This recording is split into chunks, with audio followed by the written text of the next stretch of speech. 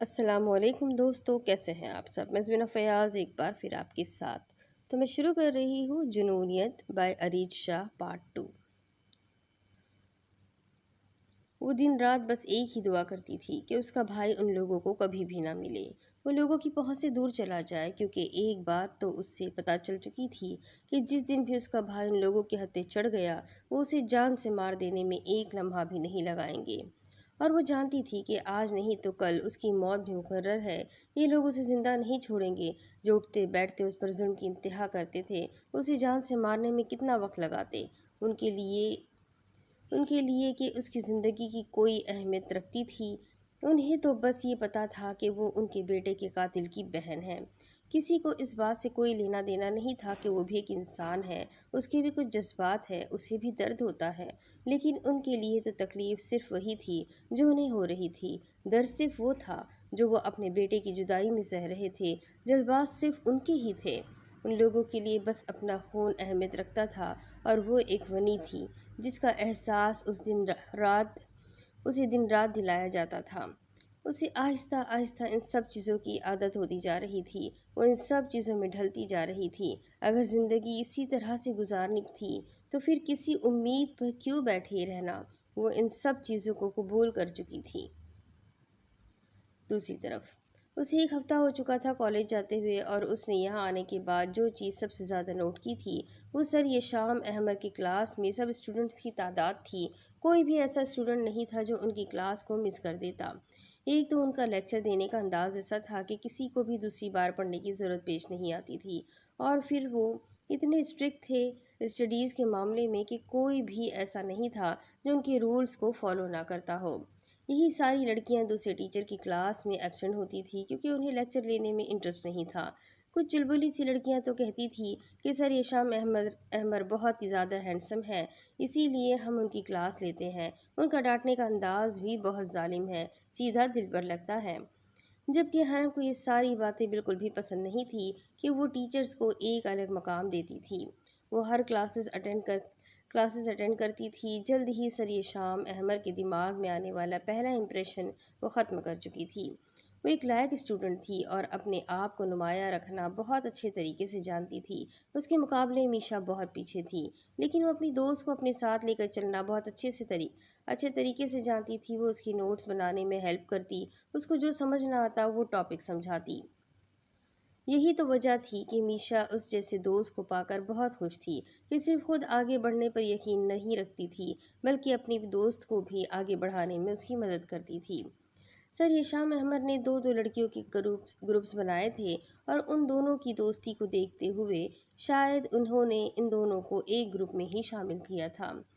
یہ گروپ ایک لائق اسٹوڈنٹ اور ایک ایوریج اسٹوڈنٹ سے بن رہا تھا کہ ایک اسٹوڈنٹ اپنے ساتھی کی مدد کر سکے، اور اس کام میں وہ دونوں ایک دوسرے کا بہت ساتھ دے رہی تھی۔ اپنی پڑھائی اور ذہانت کی وجہ سے وہ جلد ہی اپنے سارے ٹیچرز میں فیوریٹ اسٹوڈنٹ بن چکی تھی کہ سب لوگ اسے بہت زیادہ پسند کرتے تھے۔ لیکن اس نے نوٹ کیا تھا، نہ جانے کیوں سر یشام احمر اس کی اس طرح سے تعریف نہیں کرتے جس طرح سے باقی ٹیچرز کرتے تھے۔ 2 دن پہلے سر یشام احمر نے کچھ اور اسٹوڈنٹس کی بہت تعریف کی تھی، ان سب میں اس کا بھی شمار ہوتا تھا، لیکن اتنی بار نام لے کر سب کو بلانے کے باوجود بھی اس کا نام سر نے کہیں بھی شامل نہیں کیا تھا، اور اس بات کا اسے بہت دکھ ہوا تھا۔ وہ بولی کچھ بھی نہیں تھی، لیکن جب بینچ پر واپس بیٹھی تو اس نے سر احمر کو دیکھا تھا جو مسکراتی نظروں سے اسے دیکھ رہے تھے۔ نہ جانے کیوں اسے ایسا لگا کہ سر احمر نے جان بوجھ کر اس کا نام اناؤنس نہیں کیا، اور اس بات کے بارے میں اسے بعد میں میشا سے بھی بات کی تھی، جس پر اس نے کہہ دیا کہ ہو سکتا ہے کہ باقی لوگوں کے اسائنمنٹ اس سے بہتر ہو، یا ہو سکتا ہے کہ سر نے اس کے اسائنمنٹ پر زیادہ غور نہ کیا ہو۔ جو بھی تھا، سب کی تعریفوں کے بیچ اپنا نام نہ سن کر اسے بہت برا لگا تھا۔ دوسری طرف وہ قریباً بھاگتے ہوئے فون کی طرف آئی تھی۔ کتنی دنوں سے وہ ان کے فون کا انتظار کر رہی تھی، اور آخرکار آج اسے موقع ملا تھا اپنے نانو سے بات کرنے کے لیے۔ السلام علیکم نانو، کیسے ہیں آپ؟ میں کتنے دنوں سے آپ کے فون کا انتظار کر رہی تھی۔ کہاں مصروف ہو جاتے ہیں آپ؟ میں نہیں آپ سے بات کرنے والی تھی، لیکن پھر بھی سوچا کہ بیچارے بزرگ ہیں اور بزرگوں کو دکھ نہیں دینا چاہیے، اللہ ناراض ہوتا ہے، تو فون کان سے لگائے شروع ہو چکی تھی۔ جبکہ دوسری طرف موجود شخص نے مسکراتے ہوئے اس کے سلام کا جواب دیا اور اسے حال احوال خیریت پوچھنے لگا۔ بالکل بھی ٹھیک نہیں ہوں میں نانو، ہمارے ہاسٹل میں کچھ دنوں کے بعد چھٹیاں ہو جائے گی، آپ مجھ سے ملنے کے لیے آئیں گے نا؟ اس بار ہم کہاں جائیں گے گھومنے کے لیے؟ میں نے نا انٹرنیٹ پر وادی کالام کی کچھ تصویریں دیکھی ہے، بہت خوبصورت جگہ ہے، اس دفعہ چھٹیوں پر وہاں چلیں۔ وہ اپنی ہی دھن میں بولے جا رہی تھی جبکہ ان کی کسی بات کو محسوس نہیں کر رہی تھی۔ میرا بچہ میری بات تو سنو، وہ دراصل اس بار تمہاری چھٹیوں پر میں تمہارے ساتھ نہیں چل سکتا، لیکن تم فکر مت کرو، تم جہاں بھی جانا چاہتی ہو آرام سے جاؤ، باڈی گارڈ تمہیں وہاں لے جائے گا، تمہیں بالکل بھی پریشان ہونے کی ضرورت نہیں ہے۔ اصل میں میری طبیعت کچھ ٹھیک نہیں، اس دفعہ میں لمبا سفر نہیں کر سکتا، اور تم جانتی تو ہو کہ وادی کالام یہاں سے کتنی دور ہے، اس لیے میں نے تمہارے باڈی گارڈ کو کہہ دیا ہے کہ وہ تمہیں وہاں لے کر جائے۔ نانو بہت پیار سے سمجھا رہے تھے جبکہ ان کے نام کا سن کر وہ اداس ہو گئی تھی۔ کیا ہوا ہے آپ کو نانو؟ آپ کی طبیعت خراب ہے؟ میں آپ سے ملنا چاہتی ہوں، پلیز میں حویلی آ جاتی ہوں آپ سے ملنے کے لیے۔ کسی کو کچھ بھی پتہ نہیں چلے گا، میں بس آپ سے مل کر واپس آ جاؤں گی، اور ویسے بھی انکل تو میرے ساتھ ہی ہوں گے نا، میں بس آپ کو دیکھ کر انکل کے ساتھ واپس آ جاؤں گی۔ اس کی آواز میں وہ بے قراری صاف محسوس کر سکتے تھے، لیکن وہ اسے یہاں نہیں بلا سکتے تھے، یہاں ان کی جان کو خطرہ تھا۔ اگر دوسری حویلی والوں کو پتہ چل گیا، اگر اس کے بارے میں کسی کو بھی بھنک لگ گئی تو وہ اسے جان سے مارنے میں لمحہ نہیں لگائیں گے، اور وہ اپنی نواسی کو اپنی آنکھوں کے سامنے مرتے نہیں دیکھ سکتے تھے۔ وہ ان کی اکلوتی بیٹی کی آخری نشانی تھی جو ان کے لیے بے حد عزیز تھی۔ اس میں وہ اپنی بیٹی کو دیکھتے تھے، وہ صرف چھٹیوں میں ہی اس سے ملنے کے لیے جاتے تھے اور اسے اپنے ساتھ پاکستان کے مختلف علاقوں میں گھماتے تھے۔ چھٹیاں وہ دونوں کے ساتھ گزارتے تھے۔ ہر سال چھٹیوں پر وہ اس کے پاس چلے جاتے تھے جس سے وہ خوش ہو جایا کرتی تھی، لیکن اس سال وہ ایسا نہیں کر سکتے تھے، ان کی طبیعت بہت زیادہ خراب رہنے لگی تھی۔ نہیں، میں تمہیں یہاں نہیں بلا سکتا، اور تم بھی اپنے دماغ سے یہ بات نکال دو کہ تم کبھی بھی یہاں آ سکتی ہو، تم یہاں کبھی بھی نہیں آؤ گی، چاہے کچھ بھی ہو جائے، بے شک میری موت ہی کیوں نہ واقع ہو جائے، تم کبھی اس حویلی میں قدم نہیں رکھو گی، اس گاؤں میں بھی قدم نہیں رکھو گی، تم کبھی بھی یہاں نہیں آؤ گی، تمہاری چھٹیوں کا میں کوئی انتظام کروا دوں گا۔ میں جانتا ہوں کہ تم میرے بنا جانا نہیں چاہتی، لیکن میں کوئی نہ کوئی حل ضرور نکالوں گا، تم فکر مت کرنا، لیکن چاہے کچھ بھی ہو جائے تو تم اس گاؤں میں مت آنا، اگر تم اس گاؤں میں آئی تو میرا مرا ہوا منہ دیکھو گی۔ وہ بولے جا رہے تھے جبکہ دوسری طرف سے دیدن کے لیے یہ ساری باتیں سننا ناقابل قبول تھا۔ نہ جانے کتنی ہی دیر ہوئی ان کی باتوں کو سنتی رہی۔ فون رکھنے کے بعد اس کی سوچوں کا مرکز نانو کی باتیں ہی تھی۔ وہ اسے کیوں خود سے دور رکھتے تھے، کیوں اسے حویلی نہیں آنے دیتے تھے؟ بس اسے یہ پتا تھا کہ دوسری حویلی والے لوگ ان کے دشمن ہیں جو اس کی جان لینا چاہتے ہیں۔ لیکن وہ اس کی جان کیوں لینا چاہتے ہیں؟ کیا بگاڑا تھا اس نے کسی کا؟ وہ تو کسی کو جانتی تک نہیں تھی۔ نہ جانے کون ظالم لوگ تھے جن کی وجہ سے وہ اپنوں سے دور تھی۔ کاش وہ بھی اپنے اپنوں کے ساتھ ایک نارمل زندگی گزار پاتی۔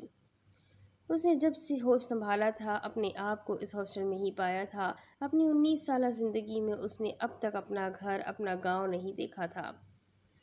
وہ رات کو حرم کے کمرے میں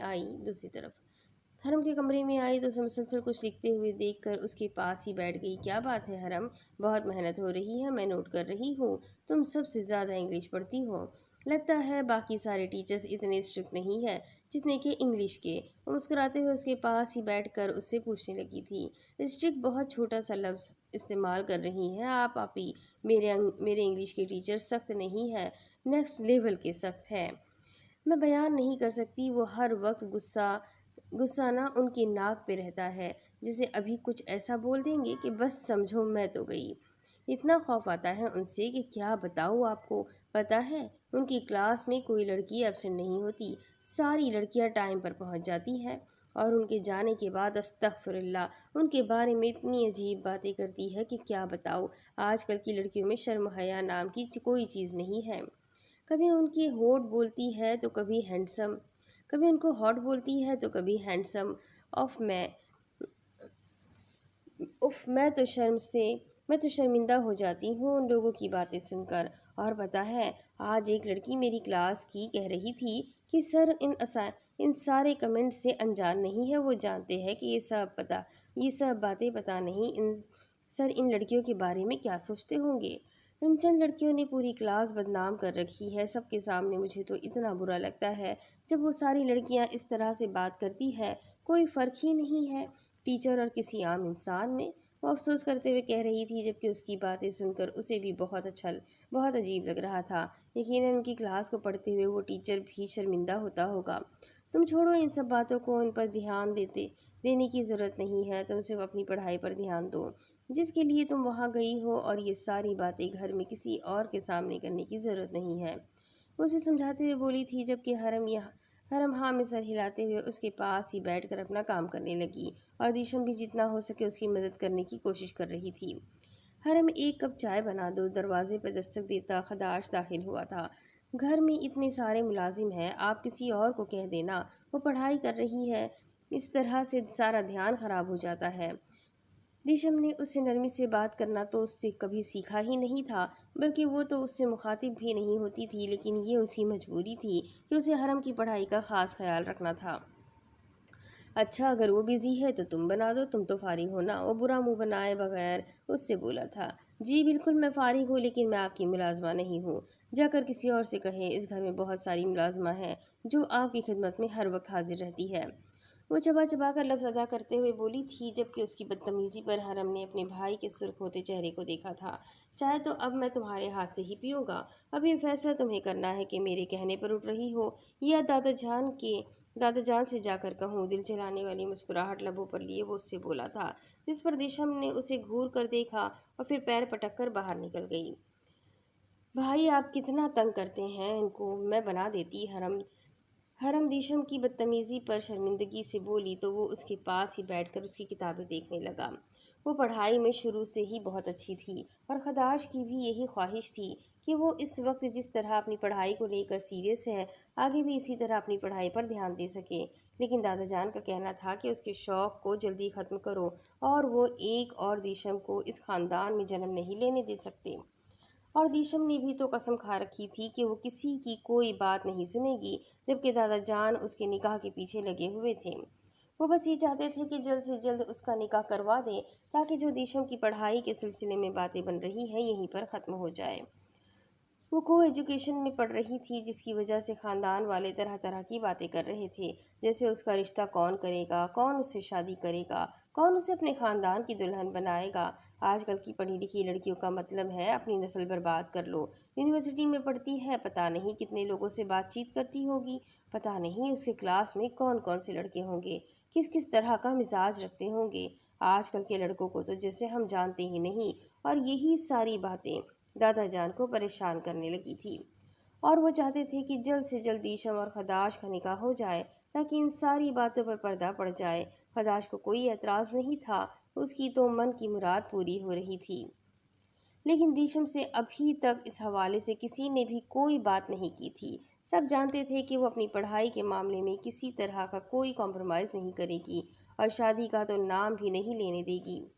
लेकिन दादा जान के पास इस बात का भी हल था। दादा जान ने कहा था कि अगर वो इनकार करती है तो उसके सामने पढ़ाई या घर बैठने की शर्त रख देंगे। मजबूर होकर उसे इनकी बात माननी पड़ जाएगी। जबकि दादा जान का ये भी कहना था कि उनके पोते को कोई भी इनकार नहीं कर सकता, और वो अपनी पोती पर पूरा हक रखते हैं। वो जिसे चाहे अपने पोते के साथ जोड़ सकते हैं, लेकिन वो अपने पोते की ख्वाहिश को भी मद्देनज़र रखना चाहते थे। और उन्हें इस बात का अफसोस था कि उनके पोते की ख्वाहिश वो लड़की थी जो इस ख़ानदान की सबसे बिगड़ी हुई लड़की थी। निशान सबकी असाइनमेंट चेक कर रहा था। सबकी असाइनमेंट चेक करते करते वो उसके पास आया और हरम के करीब ज़रा सा झुक कर उसके असाइनमेंट चेक करने लगा। वो काफ़ी नर्वस लग रही थी, जबकि उसके इस तरह से झुकने पर फ़ौरन उठकर खड़ी हो गई थी। न जाने क्यों कि उसका इस कदर पास आना उसे पसंद नहीं आ रहा था। उसे यकीन था कि उसकी नीयत हरगिज़ ख़राब नहीं थी, बस इस तरह से पास आने पर कंफ्यूज हो गई थी। और बेहतर यही था कि वो खुद खड़ी हो जाए तो इन दोनों में थोड़ा सा फासला बना रहे। उसके यूँ अचानक उठकर खड़े होने पर वो भी वो भी फाइल हाथ में लेकर चेक करने लगा। फिर अचानक ही उसने 3-4 पेजेस पर क्रॉस लाइन लगा दी। वो गलत थे, उसका अंदाज़ा हरम को भी था। वो सबकी काफ़ी ज़्यादा वो सबकी काफ़ी ज़्यादा बेइज्जती कर रहा था और हरम को यकीन था कि उसकी भी आज बहुत बेइज्जती होनी है। हरम ने अपनी आंखें ज़ोर से बंद कर ली। यकीनन अब उसकी बारी थी, वो बहुत बेइज्जती करने वाला था। लेकिन न जाने क्यों फाइल उसके डेस्क पर रखता हुआ आगे मीशा की फाइल उठाकर चेक करने लगा। हरम ने अपनी आंखें खोलकर देखा तो वो आगे बढ़ चुका था। उसने फौरन वापस बैठते हुए अपनी फाइल खोली थी। पहले 5-6 पेजेस छोड़कर आगे तकरीबन सब कुछ गलत था, लेकिन उसने उससे कुछ भी नहीं कहा था, बिल्कुल भी बेइज्जती नहीं की थी, ना ही क्लास के सामने उसे शर्मिंदा किया था। जबकि मीशा उससे अपनी बेइज्जती करवा रही थी। इंग्लिश के ये लेक्चर्स उनके लिए समझना काफ़ी मुश्किल हो गया था और इस वक्त वह मीशा को बहुत बुरे तरीके से डांट रहा था, लेकिन उसने उसे कुछ भी क्यों नहीं कहा। उसे कुछ समझ ना आया। क्लास खत्म होने के बाद उसने सारे क्लास के असाइनमेंट चेक की थी। जिन लोगों की असाइनमेंट ठीक थी उनकी बेइज्जती नहीं हुई थी, बल्कि जिनकी ख़राब थी उनको बहुत ज़्यादा डांट पड़ी थी और उसके ख़राब होने के बावजूद भी उसने उसे कुछ भी नहीं कहा था। उसने ऐसा क्यों किया था, उसे बिल्कुल समझ ना आया। वो मीशा के साथ बाहर बैठी हुई अपने दूसरे लेक्चर की तैयारी कर रही थी, जबकि अपना आप किसी की नज़रों के हिसार में महसूस हुआ। उसे फ़ौरन निगाह उठाकर देखा तो टीचर्स ऑफिस के बाहर वो खड़ा उसे ही देख रहा था। उसकी निगाहों में कुछ अजीब सा था, जिसे महसूस करते हुए वो अंदर तक कांप गई, जबकि वो हल्की सी मुस्कुराहट के साथ वहां से हटता अंदर दाखिल हो गया। दूसरी तरफ रात न जाने कौन सा पल था जब उसकी आंख खुल गई। उसे ऐसे महसूस हुआ जैसे उसके बेहद करीब कोई है। उसे अपनी नतनों से बहुत सख्त मर्दाना खुशबू टकराते हुए महसूस हुई थी। उसे इस खुशबू को पहचानने में ज़्यादा वक्त नहीं लगा था। वो उसके बेहद करीब था। उसका हाथ नींद में न जाने कब उसके सीने पर आ चुका था। उसने फ़ौरन अपना हाथ हटाना चाहा, लेकिन वो जल्दी में गलती से ही सही, लेकिन उसकी नींद खराब करने की वजह बन गई थी। वो जाग गया था। उसने बेड पर उसकी हरकत को महसूस किया था। वो समझ चुकी थी अब क्या होगा। एक और अजियतनाक रात। उसका दिल तेज़ी से धड़कने लगा था। उसके साथ उसके पहलू में लेटा उसका शौहर एक बार फिर से उसके करीब आएगा और एक बार फिर से उसके पुराने ज़ख्मों को हरा करने की वजह बन जाएगा। उसने सख्ती से अपनी आंखें मीची थी। वो जानती थी थोड़ी ही देर में वो उसके सख्त हाथों का लम्स खुद पर महसूस करेगी और फिर ऐसा ही हुआ। उसने हाथ बढ़ाते हुए उसके बालों में अपनी उंगलियां चलाई और फिर अपना हाथ उसके सर के नीचे करते हुए उसे अपने करीब किया। वो उसके सीने की धड़कनों को सुनने लगी थी, जबकि उस शख्स पूरी तरह उसे खुद में कैद कर चुका था। अपने बेहद करीब उसका नरम लम्स उसे अपने माथे पर महसूस हुआ। वो आहिस्ता आहिस्ता उसे किसी बच्चे की तरह थपक रहा था, उसके बाजू को सहला रहा था, जैसे उसकी किसी बेहद अजीज की नींद खराब हो गई हो और वो उसकी नींद को पुरसुकून बनाने के लिए अपनी तरफ से कोशिश कर रहा है। उसका दिल चाहा वो उसके सीने से लगकर फूट फूट कर रोए। कितना मेहरबान लग रहा था उस शख्स का लम्स, लेकिन वो जानती थी वो कोई मेहरबान नहीं है, बल्कि वो उसका दुश्मन है और वो उसके भाई के कातिल की बहन है। ऐसा कैसे मुमकिन था कि वो अपने दिल में उसके लिए कोई नरम जज्बा रखता हो।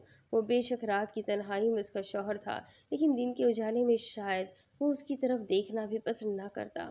ये मोहब्बत भरा एहसास उसे सिर्फ चंद लम्हों के लिए नसीब होना था, फिर तो वही था नफ़रतों से भरपूर एक कैद खाना जिसे उसे सारी ज़िंदगी सहना था। वो आंखें बंद करते हुए न जाने कितनी देर उसका लफ्ज़ महसूस करती रही। वो उसे अपने बेहद करीब किए, उसे अपनी मजबूत बाहों के हिसार में लिए हुए था। उस हिसार में उसे कोई डर न था, कोई तकलीफ न थी, सिर्फ सुकून ही सुकून था। ये चंद लम्हों का सुकून काश उसके लिए ज़िंदगी भर का सुकून बन जाता, लेकिन अमाया जानती थी ऐसा मुमकिन नहीं है, इसीलिए वो कोई उम्मीद नहीं रखना चाहती थी। वो खामोशी से करवट बदल गई। उसे कोई उम्मीद नहीं लगानी थी। वो जानती थी ये चाहतें, ये मोहब्बतें सिर्फ चंद लम्हों की है, इसके बाद उसे फिर से नफ़रतों का सामना करना है। न जाने वो क्यों नहीं चाहती थी कि ये शख्स उससे नफ़रत ना करे। शायद वो उसकी ज़िंदगी में उस आने वाला पहला मर्द था जिसे वो अपने दिल में बहुत ऊंचा मकाम दे चुकी थी। शायद वो उसका र- उसकी नफ़रत, उसका रवैया बर्दाश्त नहीं कर पाती, लेकिन उसे हर चीज़ के लिए तैयार रहना था। उसे बहुत कुछ सहना है, कोई उसका नहीं था और उसे ये बात याद रखनी थी। करवट फेर कर उसका दिल चाहा वो रोए, जी भर कर रोए, चीख चीख कर रोए, लेकिन नहीं, वो ऐसा नहीं कर सकती थी। उसके पहलू में सोया इंसान भी उसके साथ वही सलूक करता है जो बाकी सब करते हैं। वो किसको अपना दर्द सुनाती? कोई भी तो नहीं था यहाँ उसे सुनने वाला।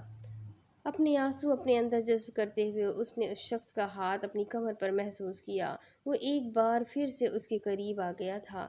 उसकी गिर्द बाहों का हिसार बनाते हुए वो सो चुका था। उसकी पकड़ सख्त थी, लेकिन इस बार दूर होने की कोशिश अमाया ने भी नहीं की थी। दूसरी तरफ, यार मुझे समझ में नहीं आता, तेरे पास इतने सारे पैसे होते हैं, तू जो चाहे खरीद सकती है, जो चाहे ले सकती है। तू रोज़ शॉपिंग करने के लिए जाती है, हर चीज़ है तेरे पास, लेकिन तू अपने घर क्यों नहीं जाती? तेरे घर वाले तुझे लेने के लिए यहाँ क्यों नहीं आते? ना तो कोई तुझसे मिलने के लिए आता है और ना ही तो कोई किसी से मिलने के लिए जाती है। वो क्लास लेकर अब बाहर आई तो नाजिश उसे बताने लगी कि कल वो अपने घर जा रही है, क्योंकि उन्हें 3 छुट्टियां हो गई थी और हॉस्टल की सभी लड़कियां तकरीबन अपने घर जाने वाली थीं। तभी उसके साथ चलती नाजिश उससे पूछने लगी, उसकी बस एक ही दोस्त थी जिसके साथ वो वक्त गुजारती थी और ज़्यादा उसके किसी के साथ भी नहीं बनती थी। और वजह यही थी कि कोई भी उसकी फैमिली के बारे में पूछे तो वो दोस्ती ख़त्म कर लेती थी। शायद वो उन सवालों से खुद भी उकता चुकी थी। मेरी सिर्फ नाना है और वो बिज़नेस के सिलसिले में आउट ऑफ कंट्री रहते हैं। उनका यहाँ आना बहुत कम होता है, लेकिन वो चाहते हैं कि मैं अपने मज़हब और तालीम के करीब रहूँ, इसीलिए उन्होंने मुझे इस हॉस्टल में रखा हुआ है। पाकिस्तान से ख़ास लगाव है उन्हें और मैं उनके साथ नहीं जाना चाहती, बस इसीलिए मैं यहाँ पर रहती हूँ। जब नाना के पास टाइम होता है तो वो आते हैं मुझसे मिलने के लिए और हम हर जगह घूम के आते हैं। तुम्हें पता है हम कालाम जा रहे हैं इस दफ़ा। वो उनसे बातों में वो वो उसे बातों में लगाने की कोशिश कर रही थी ताकि वो उस मौजू से हट जाए। ये मौजू उसे तकलीफ देता था, वो सबको सफाई नहीं दे सकती थी और ना ही सबको इग्नोर कर सकती थी। नाज़िश बहुत कम वक्त में उसकी करीबी दोस्त बन चुकी थी, तो ऐसे में वो नहीं चाहती थी कि वो उससे दूर हो, इसलिए उसे भी एक मनगढ़ंत कहानी बनाकर बताने लगी। अरे वाह, ये तो बहुत ही मज़े की बात है। वो तो बहुत ही खूबसूरत जगह है, मैं कभी भी नहीं गई। तुम बहुत सारी तस्वीरें बनाना और मुझे दिखाना। और वो उसके साथ चलती हुई बाहर आकर बैठी, जिस पर दीदम ने फौरन हाँ में सर हिला दिया था। वो उसकी बात पर यकीन कर चुकी थी और ये मौजू भी ख़त्म हो चुका था। वो बिल्कुल पुरसुकून हो गई। एक ऊंचा अनचाहा टॉपिक ख़त्म हो गया, लेकिन उसके दिल से ये बात कभी भी निकल नहीं सकती थी कि वो बेशनाख्त थी। कौन थी वो, क्या थी उसकी हकीकत, कुछ भी पता नहीं था उसे। बस उसके दो दुधियाल वाले उसके दुश्मन थे, जिन्हें उसकी पैदाइश तक का नहीं पता था। वो लोग जानते तक नहीं थे कि उनके बेटे की औलाद जिंदा है, दुनिया में मौजूद है। न जाने कैसे नाना जान ने उसे बचाकर सबसे छुपा कर यहाँ रखा हुआ था। कोई भी तो नहीं जानता था उसके बारे में। और अगर उसके नाना भी ना रहे तो उसके दिमाग में अक्सर ये सवाल आता था, अगर उसके नाना ना रहे दुनिया में तो रोज़ हज़ारों लोग मरते थे। ये सारी बातें सोचते हुए उसका दिल भी काँप जाता था, लेकिन वो हकीकत पसंद थी। वो जानती थी कि अगर उसके नाना है तो उसका वजूद है, अगर वो ना रहे तो कुछ भी नहीं बचेगा। वो अकेली हो जाएगी। किसी को भी तो पता नहीं था उसके बारे में। शायद उसके वजूद से तो नाना की फैमिली के लोग भी अनजान थे। सकी को भी किसी को भी पता नहीं था कि एक लड़की है जो इस तरह मुल्तान के एक हॉस्टल में रहती है, जो सिवाय अपने नाम के और कुछ भी नहीं जानती। वो तो अपने नाना का नाम भी नहीं जानती थी।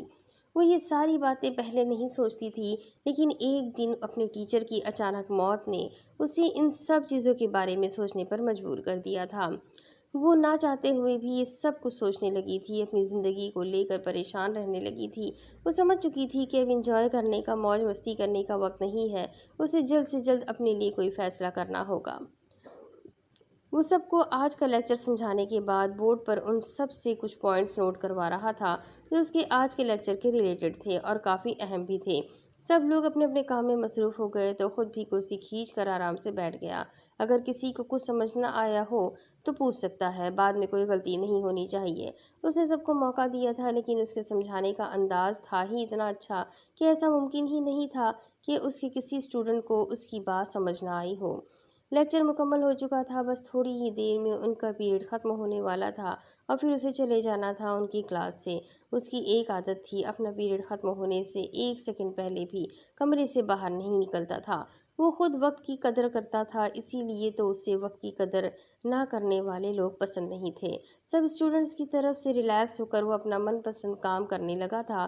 وہ سب لوگ مصروف تھے، کسی کا بھی دھیان اس پر نہیں تھا، اور اگر کسی کا دھیان اس پر ہوتا بھی تو کوئی بھی اسے دیکھتا نہیں تھا۔ اس کی پرسنالٹی میں ایک ایسا دباؤ تھا جو سامنے والے کو اس سے نظر چرانے پر مجبور کر دیتا تھا۔ حرم زور اور شور سے اپنا کام کرنے میں مصروف تھی۔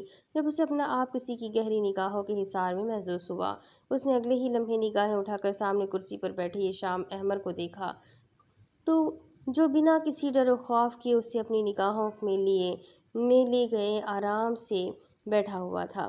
اس نے نگاہیں جھکانے یا شرمندہ ہو کر آگے پیچھے دیکھنے کی غلطی نہیں کی تھی، جیسے وہ اس پر یہ بات ظاہر کر رہا ہو کہ وہ اسے دیکھ رہا ہے۔ وہ اس بات سے بالکل بھی پریشان نہیں تھا کہ وہ اس کو اس طرح اپنے آپ کو دیکھتے نوٹ کر چکی تھی، بلکہ وہ تو اب تک نگاہیں اسی پر جمائے اسے ہی دیکھے جا رہا تھا۔ اس کی آنکھوں میں عجیب سا تاثر تھا، جسے سمجھ کر حرم نے نگاہیں رجسٹر پر جھکا لی اور اپنا کام کرنے لگی۔ اسے اس شخص سے عجیب سا خوف آنے لگا تھا۔ اس کا اس طرح عجیب انداز سے دیکھنا اور پھر دیکھتے ہی رہنا اسے خوف میں مبتلا کر رہا تھا۔ وہ اس کے پراسرار انداز سے خوفزدہ ہوتی، وہ ایک بار پھر سے اپنے کام میں مصروف ہونے کی کوشش کرنے لگی۔ اسے یہی لگا کہ شاید وہ اب اپنی نگاہیں ہٹا چکا ہوگا، لیکن نہیں، وہ اب بھی محسوس کر پا رہی تھی کہ وہ اسی طرح اسے دیکھ رہا ہے۔ اس نے نگاہیں اٹھا کر ایک بار پھر سے اس کی جانب دیکھا تو وہ اب تک اس سے دیکھ رہا تھا، لیکن اس بار نگاہ ملنے پر یشام احمر کے لبوں پر ایک دل فریب مسکراہٹ آئی تھی، اور پھر اس دلکش مسکراہٹ کے ساتھ جیسے ہی اس کا ٹائم ختم ہوا، اٹھ کر کلاس سے باہر نکلنے لگا۔ اس کے باہر نکلتے ہی وہ جو کب سے اپنی سانس روکے ہوئے تھی، گہری سانس لے کر سیدھی ہو کر بیٹھی۔ یہ اس نے آج پہلی دفعہ نوٹ نہیں کیا تھا، بلکہ اس سے پہلے بھی وہ یشام کو 2-3 بار خود کو عجیب نظروں سے دیکھتا محسوس کر چکی تھی۔ اس کا دل چاہا کہ وہ میشا کو اس بارے میں بتائے، لیکن یہ سوچ کے کہ وہ نہ جانے اس کے بارے میں کیا سوچے گی، اس نے یہ بات کسی کو نہیں بتائی تھی۔ وہ پیپر دے کر اپنے کالج سے باہر نکلی تھی۔ اس کا ارادہ ہاسٹل جانے کا تھا۔ کل نانا جان نے چیک بھجوا دیا تھا اور کافی بڑی رقم اسے انجوائے کرنے کے لیے دے دی تھی۔ 7 دن کی چھٹیاں، اور وہ بالکل اکیلی۔ نانا جان کی طبیعت خراب تھی، وہ اس بار ان سے ملنے نہیں آ سکتے تھے۔ بیوی بتائے کہاں جانا ہے؟ اگر کہیں تو آپ کو ابھی آئس کریم کھلانے لے چلتا ہوں۔ آج آپ کا آخری پیپر تھا، یقیناً آپ کا پیپر بہت اچھا رہا ہوگا۔ ڈرائیور چاچا اس کے ساتھ ساتھ چلتے ہوئے کہنے لگے۔ یہ اس کے ڈرائیور بھی تھے اور باڈی گارڈ بھی۔ نانا جان نے انہیں ہر وقت اس کے ساتھ رہنے کے لیے کہا تھا، لیکن وہ بھی ہر مہینے کے اینڈ پر اپنی فیملی سے ملنے جاتے تھے اور وہ کہیں بھی نہیں جاتی تھی۔ جی چاچا، پیپر تو اچھا ہوا، لیکن میرا کہیں جانے کا دل نہیں کر رہا۔ آپ اس دفعہ گھر نہیں جا پائیں گے کیونکہ نانا جان نہیں آئیں گے، نہ مجھ سے ملنے کے لیے، تو آپ کو بھی میری وجہ سے یہاں رکنا پڑے گا۔ وہ افسوس کا اظہار کر رہی تھی، جس پر وہ مسکرا دیے۔ کوئی بات نہیں بیوی، اس دفعہ گھر والوں سے نہیں مل سکوں گا تو کیا ہوا، میں اگلے مہینے چلا جاؤں گا۔ یہاں پر تو میں انہی کے لیے ہی رہتا ہوں۔ وہ اپنے ہی دھن میں بولے تھے، لیکن اس بات سے بے خبر کہ وہ اتنے سے جملے میں اسے اپنے رشتوں کا احساس دلا گئے تھے۔ وہ اسے بتا دیتے تھے کہ ان کے پیچھے کوئی ہے جو انہیں چاہتا ہے، جو ان کا انتظار کرتا ہے، جن کے لیے وہ اتنی محنت کر رہے ہیں، اور اس کا کوئی بھی نہ تھا۔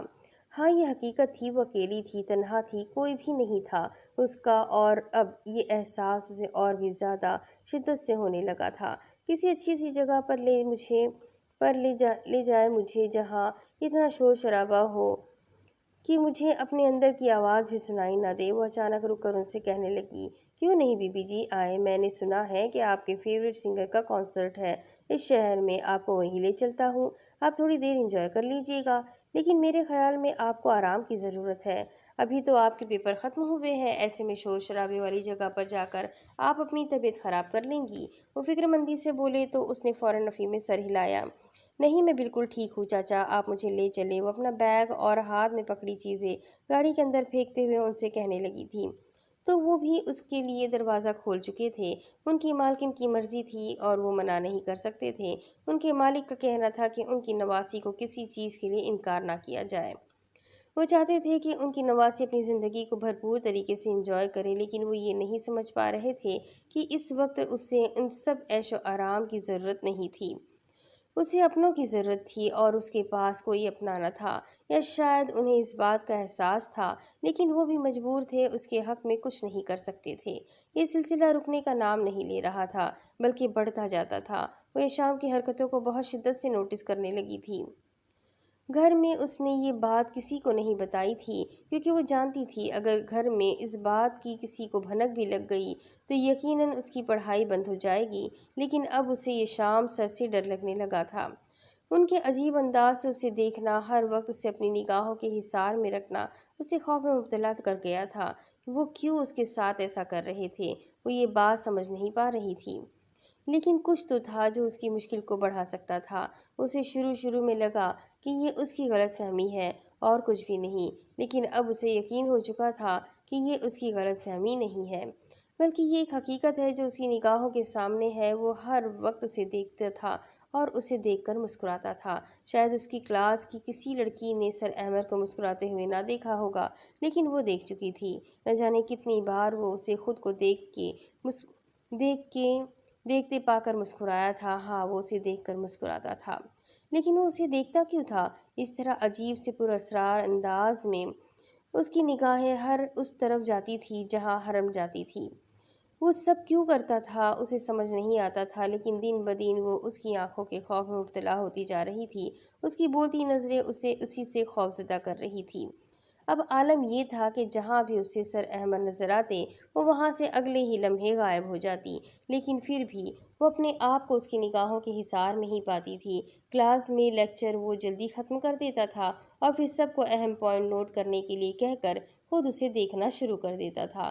لیکن کیوں؟ وہ اسے کیوں دیکھتا تھا؟ وہ کیوں ہر وقت اس کی طرف متوجہ رہتا تھا؟ وہ ڈرپوک سی لڑکی تھی، اس میں اتنی ہمت بھی نہ تھی کہ وہ اس سے اس چیز کی وجہ پوچھ پاتی۔ وہ تو آج کل اس سے اتنی خوفزدہ رہنے لگی تھی کہ اس کا دل چاہتا تھا کہ جگہ سے غائب ہو جائے جہاں سر احمد ہو۔ میشا کافی دیر پہلے ہی جا چکی تھی۔ وہ کب سے باہر ڈیسک پر بیٹھی ہوئی تھی۔ اگر چاہتی تو اپنی کلاس میں یا پھر وہی کلاس کے باہر بیٹھ سکتی تھی، لیکن وہاں پر آتے جاتے اسٹوڈنٹس اور پھر اپنے دل میں سر احمد کے خوف کی وجہ سے وہ وہاں نہ بیٹھی۔ وہ روز کی طرح آج بھی کالج گیٹ کے اندر رکھی ڈیسک پر بیٹھی خداش کے آنے کا انتظار کر رہی تھی۔ آج کل وہ بہت لیٹ ہونے لگا تھا۔ میشا کو گئے ہوئے تقریباً آدھا گھنٹہ ہو چکا تھا اور خداش کے آنے کی کوئی امید نہ تھی۔ جب اسے سامنے سے سر احمد آتے ہوئے نظر آئے، ان کے ساتھ سر سیام بھی تھے، اس کا دل نہ جانے کون سے خوف کے تحت دھڑکنے لگا۔ وہ فوراً اٹھ کر کھڑی ہو گئی۔ سر اس کی طرف آ رہے تھے، اس کے ہاتھ پیر کانپنے لگے۔ وہ تیزی سے اٹھ کر گیٹ سے باہر کی طرف دیکھنے لگی۔ اس کی سانس میں سانس آئی تھی، اس کی کانپتی ٹانگوں نے حرکت کی اور وہ گیٹ سے باہر نکل گئی۔ یہ اس کا پہلا موقع تھا کہ اس نے گیٹ سے باہر نکلتے ہوئے نقاب تک نہ لیا اور فوراً بھاگتی ہوئی خداش کی گاڑی کا دروازہ کھولتے ہوئے فرنٹ سیٹ پر بیٹھ گئی۔ کہاں رہ گئے تھے آپ؟ میں کب سے آپ کا ویٹ کر رہی تھی۔ روز لیٹ آتے ہیں، میں دادا جان سے آپ کی شکایت کروں گی۔ وہ گاڑی میں بیٹھتے ہوئے روحان سی ہونے لگی تو خداش نے پریشانی سے اس کا چہرہ دیکھا۔ آئی ایم سو سوری میرا بچہ، مجھے نہیں پتا تھا تم پریشان ہو رہی ہوگی۔ میں ضروری کام میں پھنس گیا تھا۔ اور اگلے ہی لمحے اسے اپنے سینے سے لگاتا اس نے اس کے آنسو صاف کرنے لگا۔ جبکہ کالج گیٹ پر کھڑے یشام احمد سے یہ منظر چھپ نہ سکا تھا۔ اس کے ماتھے کی لکیریں باہر واضح ہو رہی تھی، اس کی مٹھی بہت شدت سے بند تھی۔ کون ہے یہ؟ اس نے اپنے پاس کھڑے دوست سے بے حد غصے میں پوچھا تھا۔ ایک پل کے لیے اس کے انداز پر وہ بھی ہڑبڑا گیا تھا۔ میں نہیں جانتا کون ہو سکتا ہے، وہ بھی کندھے اچکا گیا، لیکن اس کے لہجے میں واضح کپکپاہٹ تھی۔ تھوڑی دیر میں گاڑی وہاں سے نکل چکی تھی۔ جبکہ یشام احمد کا غصے سے برا حال ہو رہا تھا، اس نے اگلے ہی لمحے قدم واچ مین کی طرف بڑھائے اور اسے گریبان سے پکڑ کر اپنے سامنے کھڑا کر لیا تھا۔ جناب، یہ کیا ہو گیا؟ مجھ سے کوئی غلطی ہو گئی ہے کیا؟ وہ پریشانی سے اس کو دیکھنے لگا۔ وہ بلیک گاڑی کس کی تھی اور فرسٹ ایئر کی حرم کاظمی اس کے ساتھ کیوں گئی؟ وہ غصے سے آگ بگولا ہو رہا تھا، جبکہ واچ مین سمجھ ہی نہیں پا رہا تھا اس کی کسی بھی بات کا مطلب۔ جناب، وہ تو کاظمی صاحب کی گاڑی تھی، خداش کاظمی صاحب۔ وہ پہاڑی علاقے کی طرف رہتے ہیں، بڑی حویلی میں، یہ ان کی بہن ہے، حرم کاظمی نام ہے اس کا۔ ویسے بتا رہا تھا، جبکہ اس کے ہاتھوں کی گرفت ڈھیلی ہو گئی تھی۔ اس کے چہرے پر ایک بار پھر سے سکون چھا گیا تھا۔ اس نے اس کا گریبان چھوڑ کر اس کی کالر درست کی۔ تم ٹھیک ہو نا یشام؟ اس کے دوست نے پیچھے سے اس کے کندھے پر ہاتھ رکھتے ہوئے پوچھا تو وہ کھل کر مسکرا دیا۔ الحمدللہ میں بالکل ٹھیک ہوں۔ اس نے چاروں طرف دیکھتے ہوئے اپنی شرٹ کو ٹھیک کیا اور پھر اپنے بالوں میں ہاتھ پھیرتا اندر کی طرف بڑھ گیا۔ وہ بالکل پرسکون ہو چکا تھا۔ تھوڑی دیر پہلے والا غصہ ڈھونڈنے سے بھی نہیں مل رہا تھا، جبکہ اس کا دوست بھی اس کی اس طرح سے پرسکون ہونے پر گہرا سانس لیتا ہوا اس کے پیچھے ہی اندر آیا تھا، لیکن واچ مین سے معذرت کرنے کے بعد۔ دوسری طرف تقریباً 1 گھنٹہ ہو چکا تھا اس کی کلاس ختم ہوئے وہ یہاں بیٹھ کر خداش کا ویٹ کرتے ہوئے 3 گھنٹے ہونے والے تھے، لیکن اسے لینے کے لیے کوئی نہیں آیا تھا۔ اب اسے غصہ آنے لگا تھا۔ روز روز اس کا یہی تماشا تھا۔ اب بھی اتنی دیر انتظار کرنا پڑتا تھا۔ پہلے ڈرائیور آتا تھا تو وہ 1 منٹ بھی اوپر نہیں ہونے دیتا تھا، لیکن اب پچھلے کچھ دنوں سے مسلسل انتظار میں بیٹھی رہتی تھی۔ اسے انتظار کرنا بالکل پسند نہیں تھا، اور آج تو طبیعت خراب ہونے کی وجہ سے وہ 3 گھنٹے سے یہاں بیٹھی اس کا انتظار کر رہی تھی۔ وہ ڈیسک پر بیٹھی ہی سب کچھ سوچ رہی تھی جب وہ پیون نے اسے آ کر بتایا کہ باہر اس کی گاڑی آ چکی ہے۔ وہ جلدی سے اپنا نقاب درست کرتی ہوئی تیزی سے باہر کی طرف قدم بڑھا رہی تھی۔ اس وقت غصے سے اس کا برا حال ہو رہا تھا۔ گاڑی کا دروازہ کھولتے ہوئے اس نے بیگ پھینکنے والے انداز میں اندر رکھا اور گاڑی کا دروازہ بھی کافی زور سے بند کر لیا۔ اس کے اس قدر آتشانہ انداز پر خداش نے اپنی گاڑی پر فاتحہ پڑھ لی تھی۔ میں آج دادا جان سے بات کروں گی۔ حرم میں اتنی دیر انتظار نہیں کر سکتی، یہ کوئی طریقہ نہیں ہے۔ اگر یہ اتنا ہی مصروف ہے تو نہ آیا کرے ہمیں لینے کے لیے۔ اس نے اسے مخاطب نہیں کیا تھا، لیکن اپنا غصہ ظاہر کرنا ضروری سمجھا تھا۔ حرم جو پہلے ہی پریشان تھی، ایک نظر اسے غصے میں دیکھ کر اس کی طرف متوجہ ہو گئی۔ ویرو بیزی تھے اسی لیے لیٹ ہو گئے، لیکن انہوں نے مجھ سے وعدہ کیا ہے کہ آئندہ کبھی بھی لیٹ نہیں ہوں گے۔ اس کی آواز بھیگی ہوئی تھی، لیکن فی الحال شاید دیشم اس پر دھیان نہیں دے رہی تھی۔ اس کا سر درد سے پھٹ رہا تھا۔ وہ گاڑی کی سیٹ سے سر لگاتی آنکھیں بند کرتے ہوئے اپنے سر کو دبانے لگی۔ کیا ہوا؟ تمہاری طبیعت تو ٹھیک ہے نا؟ ڈاکٹر کے پاس لے چلتا ہوں، اس نے پلٹ کر اسے دیکھتے ہوئے پوچھا تھا۔ اس لڑکی کی تکلیف تو ویسے بھی برداشت نہیں کر سکتا تھا۔ بالکل ٹھیک ہوں میں خداش کاظمی، آپ کو اللہ کا واسطہ ہے مجھے گھر پہنچا دیجیے، آپ کا بہت احسان ہوگا، اس نے انتہائی بدتمیزی سے ہاتھ جوڑتے ہوئے جواب دیا تھا۔ اگر میں تمہاری ہر بدتمیزی برداشت کر جاتا ہوں تو اس کا یہ ہرگز مطلب نہیں ہے کہ تم اپنی حد کراس کر جاؤ۔ میں بتا چکا ہوں کہ میں مصروف تھا، اسی لیے نہیں آ سکا لینے کے لیے۔ پچھلے کچھ دنوں سے مصروفیات چل رہی ہے میری، لیکن میں پھر بھی اپنا فرض نبھانے کی کوشش کر رہا ہوں، وہ نہ چاہتے ہوئے بھی غصے سے بولا تھا۔ میں آپ کے فرائض میں شامل نہیں ہوتی خداش کاظمی، تو خدا کے لیے میرے لیے ڈرائیور کو بھیج دیا کریں، میں اتنی دیر انتظار نہیں کر سکتی۔ آج بھی آپ 1 گھنٹہ لیٹ آئیں۔ اگر آپ اتنے ہی مصروف رہتے ہیں تو کیا ضرورت ہے اپنے سر پر میری ذمہ داری لینے کی؟ میں پہلے بھی تو ڈرائیور کے ساتھ ہی آتی تھی، اب بھی آ جایا کروں گی۔ آپ اپنی بہن کو جب چاہے لے کر جا سکتے ہیں، لیکن خدا کے لیے مجھے اپنے انتظار کی سولی پر مت لگایا کرے۔ وہ اتنی بدتمیز ہرگز نہیں تھی، لیکن نہ جانے کیوں آج اسے رہ کر اس پر غصہ آ رہا تھا۔ اس کی طبیعت صبح سے ہی خراب تھی، لیکن آج اس کا یونیورسٹی میں آنا بہت ضروری تھا۔ وہ آ تو گئی تھی، لیکن یہاں آ کر اس کی طبیعت مزید بگڑ گئی تھی، جس پر اس کے ٹیچر نے کہا کہ وہ اپنے گھر پر فون کر سکتی ہے، لیکن گھر فون کرنے کے بجائے اس نے ٹیچر کو یہ کہہ کر مطمئن کر دیا کہ اس کے کزن تھوڑی ہی دیر میں اسے لینے کے لیے آتے ہوں گے، اور وہاں بیٹھ کر اس کا انتظار کرتی رہی تھی۔ یہ بات ٹھیک ہے، وہ نہیں جانتا تھا کہ اس کی طبیعت خراب ہے، اگر اسے پتا ہوتا تو یقیناً وہ سر کے بل اسے لینے کے لیے پہنچ جاتا، لیکن پھر بھی 3 گھنٹے اس کا انتظار کرتے کرتے وہ اکتا چکی تھی۔ ایک تو وہ اس کا انتظار کرتی رہی، اور دوسرا اسے اس بات کا دکھ تھا کہ وہ اپنی سب سے ناپسندیدہ ہستی کا انتظار کر رہی تھی، جو یقیناً اس کی شان کے خلاف تھا۔ اس کے بدتمیز انداز پر وہ مزید بحث کیے بنا گاڑی مین روڈ پر ڈال چکا تھا، لیکن وہ اتنی تیزی سے ڈرائیو کر رہا تھا کہ حرم کو خوف آنے لگا، جبکہ دیشم پر اسے افسوس ہو رہا تھا۔ نہ جانے کیوں یہ لڑکی اس کے بھائی کے ساتھ اتنی بدتمیزی کرتی تھی، یہاں تک کہ ان کے پورے خاندان میں کوئی لڑکی ایسی نہ تھی جو خداش کے سامنے اونچی آواز میں بات کرتی ہو، لیکن وہ نوٹ کر رہی تھی کہ کچھ وقت سے دیشم اس کے ساتھ بدتمیز اور بدلحاظ ہوتی جا رہی ہے۔ دوسری طرف کیا ہوا؟ آج میرے شہزادے کا موڈ کیوں خراب ہے؟ خداش نے کمرے میں قدم رکھا تو دادا جان نے اس کی شکل سے اس کے غصے میں ہونے کا اندازہ لگا لیا تھا۔ کچھ نہیں دادا جان، آج پھر یونیورسٹی پہنچتے پہنچتے بہت لیٹ ہو گیا تھا۔ دیشم اور حرم کو بہت انتظار کرنا پڑا۔ ان کے پاس ہی بیٹھ کر ان کی میڈیسین نکالنے لگا تھا۔ تو میری جان، میں نے تمہیں منع کیا تھا کچھ دن گھر پر رہ لیتے وہ، تم نے بیکار میں اپنے سر یہ کام لیا ہے۔ میرا خیال ہے کچھ دن کے لیے ان کے کالج و یونیورسٹی بند کر دینی چاہیے۔ میں نہیں چاہتا کہ دشمنوں کی طرف سے کسی بھی طرح کا کوئی ایکشن ہو۔ بے شک وہ لوگ اس دشمنی کو گھر کی حدود سے باہر رکھتے ہیں، لیکن دشمن کو اپنی کمزوری سے دور رکھنا بہتر ہے۔ بات جب دشمنی پہ آتی تھی تب یہ لوگ اپنی عورتوں کی حفاظت کرتے تھے، کیونکہ وہ جانتے تھے کہ ان کی کمزوری ان کی عزت ہے۔ شاہ خاندان والوں کی طرف سے ابھی تک کچھ بھی الٹا سیدھا سامنا کرنے کو نہیں ملا تھا، لیکن اس بار بات کافی بڑھ گئی تھی۔ گھوڑے کی دوڑ کے بعد اچانک جس طرح سے باقر شاہ کا قتل ہوا تھا، سب کو یہی لگتا تھا کہ اس کام میں کہیں نہ کہیں کاظمی خاندان کا ہاتھ ہے۔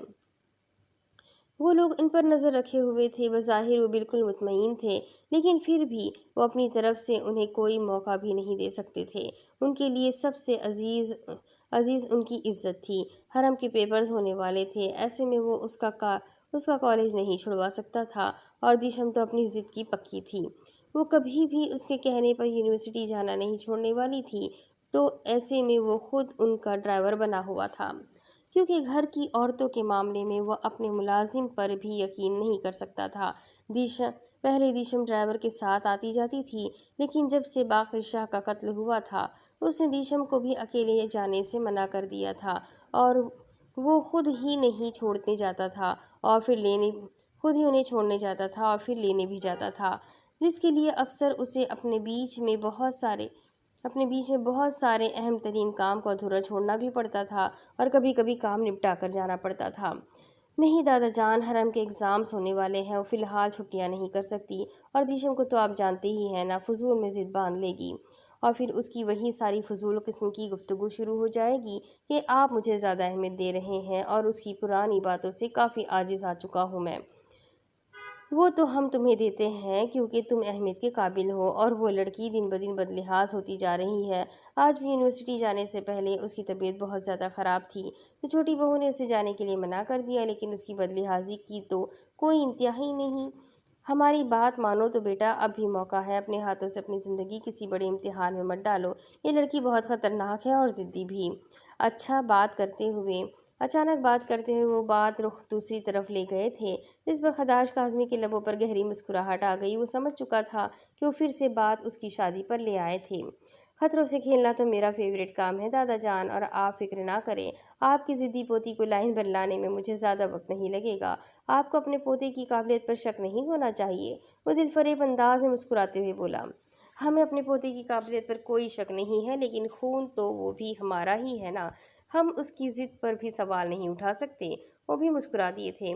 دادا جان، ضد تو ہمارے خون میں ہے، اور اس لڑکی سے میرے اور بھی بہت سے حساب نکلتے ہیں، آپ فی الحال ان سب مسئلوں میں نہ پڑے۔ وہ مسکرا کر انہیں مطمئن کرتا ہوا وہاں سے اٹھ کر باہر نکل آیا تھا، جبکہ دادا جان گہری سوچ میں تھے۔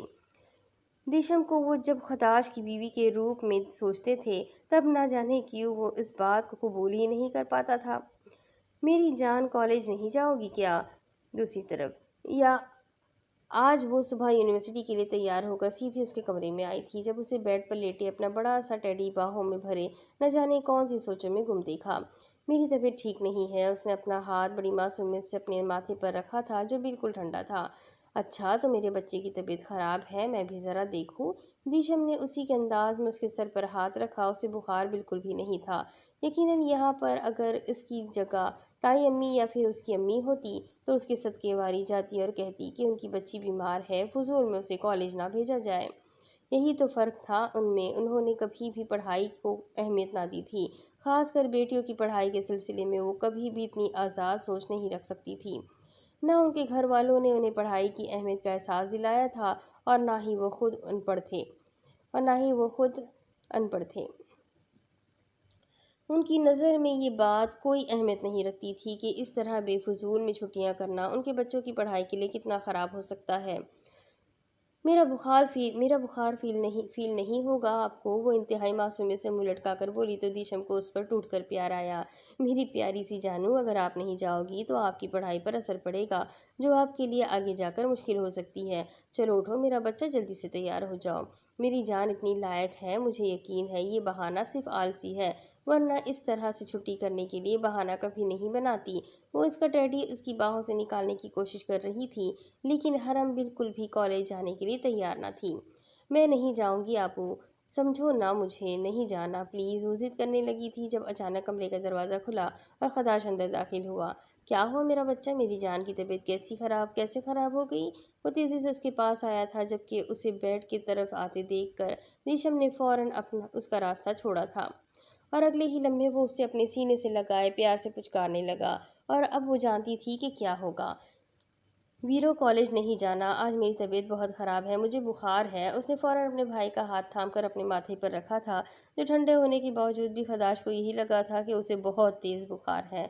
हाँ, तुम्हें तो बहुत तेज़ बुखार है, कोई ज़रूरत नहीं है कहीं पर भी जाने की, बल्कि 1 हफ्ता छुट्टी करो, आराम करो मेरी जान। पढ़ाई को सर पर सवार किया हुआ है, जब तक तबीयत ठीक नहीं हो जाती कहीं जाने की ज़रूरत नहीं है। वो बोले जा रहा था जबकि वो पैर पटकती कमरे से निकल गई थी। अब उन दोनों बहन भाइयों का लाड़ कभी ख़त्म नहीं होने वाला था। हाँ, लेकिन उसकी यूनिवर्सिटी की क्लास मिस हो जाती। अब आगे, दादा जान मुझे प्लीज़ यूनिवर्सिटी भिजवा दीजिए, किसी ड्राइवर को कह दें, क्योंकि आज हरम की तबीयत कुछ नासाज है, वो नहीं जा रही। उसने उनके कमरे के दरवाजे पर खड़े होते हुए उन्हें बता दिया था। दादा जान ने उसे सर से पैर तक देखा और वो मुकम्मल तैयार थी। वो जब इस तरह से अपने आप को छुपाकर घर से निकलती थी, दादा जान का सीना फख्र से चौड़ा हो जाता था। वो बेशक बागी थी, बेशक बदलिहाज थी, लेकिन अपनी हदूद वो जानती थी।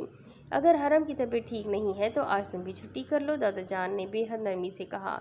नहीं, मैं छुट्टी नहीं कर सकती, मेरी बहुत अहम क्लास है, मैं आज कल लेक्चर हरगिज़ मिस नहीं कर सकती। उसने अपने आप को कुछ भी उल्टा सीधा कहने से रोकते हुए बहुत बेचारगी से जवाब दिया। जब अपने पीछे किसी को महसूस करते हुए उसने फ़ौरन रास्ता छोड़ा था, खदाश उसके करीब से भी गुजर जाता, लेकिन उस लड़की को शायद इस बात का एहसास दिलाने का शौक़ था कि वो उसकी खुशबू को भी अपने आसपास गवारा नहीं करती। खदाश बेटा, वो देशम कह रही है कि उसका यूनिवर्सिटी जाना काफ़ी ज़्यादा ज़रूरी है, वो उसे देखते हुए कहने लगे। कोई ज़रूरत नहीं है यूनिवर्सिटी जाने की, मैं हॉस्पिटल लेकर जा रहा हूँ हरम को, उसकी तबीयत बहुत ज़्यादा ख़राब है, वो उन्हें देखते हुए कहने लगा। यकीनन ये बहन के लिए उसकी फ़िक्रमंदी थी, वरना हरम सिर्फ बहाना बना रही थी। इस बात का शक खदाश को भी था। हरम बिल्कुल ठीक है, उसे किसी डॉक्टर की ज़रूरत नहीं है, वो आज थोड़ी सुस्त हो गई है, इसीलिए न जाने का बहाना कर रही है, उसने दादा जान को देखते हुए बताया। दादा जान, वो चाहे बहाना कर रही हो, लेकिन कल से इन मोहतरमा की तबीयत भी ख़राब है, वो जैसे बात ख़त्म कर चुका था। दादा जान, मेरी तबीयत बिल्कुल ठीक है, मैंने घर आकर मेडिसिन ले ली थी, अब मैं बेहतर हूँ, बस थोड़ी सी तबीयत ख़राब थी मेरी, लेकिन कुछ नहीं। लड़की पढ़ाई के चक्कर में अपना आप भुला बैठे हो तुम लोग। खदाश, उसे डॉक्टर के पास लेकर जाओ, रोज़ इतना सफ़र करके आना जाना भी थकावट की वजह बन सकता है, लेकिन आजकल की लड़कियों को कौन समझाए। दादा जान फैसला सुना चुके थे और अब वो दोनों जानते थे दादा जान अपनी बात से पीछे नहीं हटेंगे। वो पैर पटकती दादा जान के कमरे से निकलकर चली जा चुकी थी, क्योंकि वो जानती थी कि अब उसे हर कीमत पर हॉस्पिटल तो जाना पड़ेगा। उसने उसके गुस्से से कमरे से निकलने पर खदाश दिलकशी से मुस्कुराते हुए दादा जान के पास रखी कुर्सी पर बैठ गया। हरम की तबीयत ज़्यादा ख़राब है, दादा जान उसे देख कर पूछने लगे, तो वो खिलकर हंस दिया। अरे नहीं दादाजी, परेशानी वाली कोई बात नहीं है, बस उसका दिल नहीं कर रहा था ना जाने का। मेरे ख्याल में सर्दियाँ शुरू हो गई है तो बिस्तर से निकलने का दिल नहीं कर रहा उसका, वरना तबीयत तो माशाल्लाह उसकी बिल्कुल ठीक है। उसने मुस्कुराते हुए उन्हें बेफिक्र किया तो वो भी मुस्कुरा दिए। उनकी पोती अब कॉलेज लेवल में आ चुकी थी, लेकिन इसकी नर्सरी क्लास वाले बहाने उन्हें बहुत पसंद थे। दूसरी तरफ आज क्लास में हर किसी की शामत आई हुई थी, वो सब की बारी बारी अच्छी खासी बेइज्जती कर चुका था। उसका गुस्सा वो सब नोट कर चुकी थी। बोर्ड पर कुछ लिखते हुए अपने मार्कर को इतनी सख्ती से हाथ में पकड़े हुए था कि अचानक ही मार्कर 2 हिस्सों में तकसीम हो गया। उसके हाथ तकसीम होता हुआ उसके हाथ में आ गया। अगले ही लम्हे उसने पूरी शिद्दत से मार्कर को ज़मीन पर फेंका था। वहाँ मौजूद सब स्टूडेंट्स काफ़ी घबराए हुए थे। उन्हें समझ नहीं आ रहा था कि आज उनका टीचर इतने गुस्से में क्यों है। ये अलग बात थी कि कुछ चंचल शौक लड़कियां उसे एंग्री यंग मैन का खिताब दे चुकी थी और उसके गुस्से से लाल पीले होते रूप को काफ़ी इंजॉय भी कर रही थी। लेकिन उनकी शरारती निगाहों को ब्रेक तब लगी जब उसने अचानक ही कहा कि वो आज पिछले पढ़ाए गए हफ्ते में सब लेक्चर्स का टेस्ट लेगा। अचानक ऐसे टेस्ट का शायद ही किसी ने सोच रखा था, इसीलिए सबके चेहरे पर जो परेशानी आई थी वो फितरी थी। लेकिन वो रुका नहीं। जाने किस चीज़ की सज़ा थी जो उन सबको देने पर तुला हुआ था। आपकी सहेली कहाँ है, मिस मीशा अनवर? ये वो लाइन थी जो आज उस क्लास का पीरियड लेते हुए उसने पहली दफ़ा उर्दू में बोली थी। मीशा तो पहले समझ ही न पाई कि उसने बोला क्या है। इतनी साफ और क्लियर उर्दू में वो हरम का ही पूछ रहा था। वो फ़ौरन उठकर खड़ी हो गई। किसी को भी अंदाज़ा ना था कि वो इतनी क्लियर और साफ उर्दू भी बोल सकता है। हालांकि वो इंग्लिश की क्लास में मुसलसल इंग्लिश में ही बात करते आए थे। आज तो क्या अहमद अपने लेक्चर से हटकर एक लफ्ज़ भी फालतू बोलना अपनी तौहीन समझता था। जी सर, उसकी तबीयत ख़राब है। उसने मुझे सुबह फ़ोन करके बताया था कि वो आज नहीं आ सकेगी। तबीयत? उसने बेहद कम आवाज़ में ये लफ्ज़ दोहराया था और फिर उसे बैठने का इशारा करते हुए उसे टेस्ट की तरफ मुतवज्जा करके कमरे से बाहर निकल गया। जब सामने सिपे सयाम आता नज़र आया, उसके चेहरे की परेशानी को देखते हुए वो तेज़ी से कदम उसी की तरफ बढ़ाने लगा। सयाम की सयाम उसकी तबीयत ख़राब हो गई है, वो बहुत ज़्यादा बीमार है। वो फ़िक्रमंद सा सयाम के सामने खड़ा उसे बता रहा था। यार, मौसम चेंज हो रहा है, तबीयत ख़राब हो सकती है, तू परेशान मत हो, कल आ जाएगी वो। सयाम ने उसे समझाते हुए कहा। उसका सिर्फ वो कहना है, उसे बताया गया था कि वो किसके बारे में बात कर रहा है। वो बात करता ही किसके बारे में था, सिर्फ और सिर्फ उस लड़की के बारे में, और किसी से उसे मतलब कहाँ था।